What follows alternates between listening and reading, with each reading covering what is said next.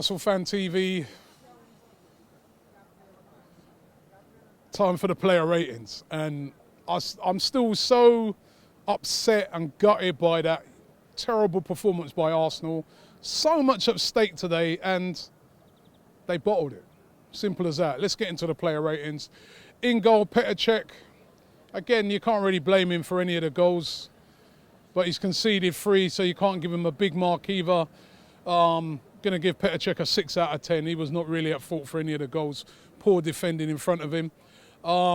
Left back, Nacho Monreal, I thought he had a decent enough game, but he had that big chance where if he would have scored that, we could have been looking at a different game. Tame finish, straight at De Gea, 5 out of 10 for Nacho Monreal. Hector Bellerin, we didn't see any forward runs really from him. It was just, again, why not? When we're playing against such a poor United team, 5 out of 10 for Hector Bellerin.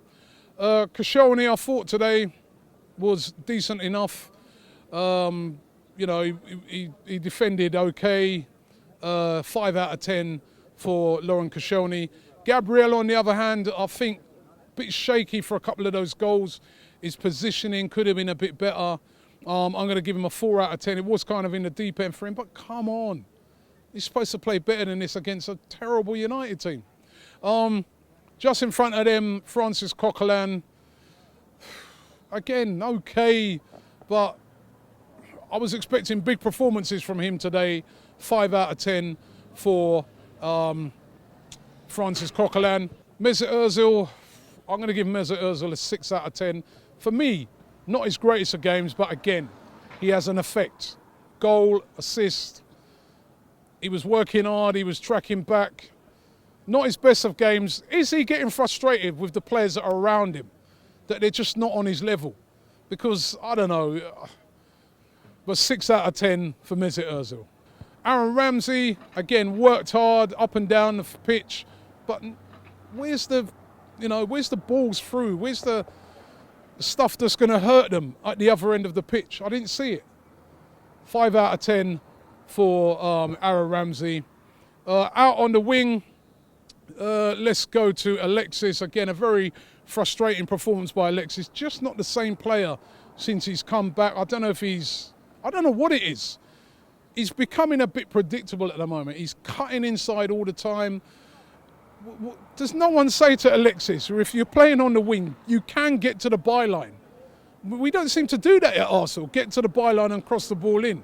Alexis is cutting in all the time or trying to flick a little ball into the box, which is easy to do with for good defences. Alexis, 5 out of 10. Theo Walcott was very, very disappointing for me today. Gave away the ball for the first goal. Well, he's not learnt from his mistake. He's done the same thing against Liverpool. He's been so poor for this team recently. Given that, faith to start today by the manager, and how does he repay him with one of the worst performances he's had all season? In a game where you're thinking to yourself, this is your game. This is for you, if you're a big-time player, to step up and grab the game by the horns. He didn't. 2 out of 10 for Theo Walcott. Danny Welbeck, for me, was the pick of the Arsenal players. Scored a goal, worked hard, he worked his socks off, was trying to make things happen, run himself into the ground by the end of it. The only guy I thought in that team that showed the right desire and fight in his performance, I'm going to give Danny Welbeck a 7 out of 10. Moving to the subs bench and the players that came on, Mohamed El Neni came on, didn't really have any effect on the game apart from getting himself a yellow card. May as well have played Flamini then, because he would have done exactly the same thing, right? So 4 out of 10 for Mohamed El Neni. Iwobi came on. Listen, we saw it with Man United's team. Rashford as a youngster, great game, but Iwobi came on. He had no effect on the game whatsoever. He looked very lightweight. They just seemed to bounce him off the ball. What's Joel Campbell done that he can't get in the team? He's the guy who was affecting games a few weeks ago. Iwobi, not on for long, but I'm going to give him a 4 out of 10. And Olivier Giroud came on. Again, couldn't really get into the game. To be fair to him, the ball was being played up to him. He was flicking it on and that. Nobody picking up the second ball, as usual. disappointing. Giroud, 5 out of 10. Manager today, what can I say? I mean, the team selection was right. Do you blame the players? Do you blame the manager? Listen, if your team does badly, manager's got to take the blame. There's something wrong with the mentality. Arsene Wenger is always talking about the mentality of Arsenal players. Something is wrong with the mentality that you look at a team sheet and you see a team load of kids. Imagine if that was 2004 with the Invincibles and they saw that team sheet. What they would have been thinking and what they would have done to this Manchester United team. Come on, Arsene Wenger. It's now reaching that critical stage that if you don't win the league this season, a lot of fans are saying today that that's it. And you can't really argue with it at the moment. Arsene Wenger, 4 out of 10 today. And the fans today, I'm going to give them a 9. They were brilliant. They got behind the team.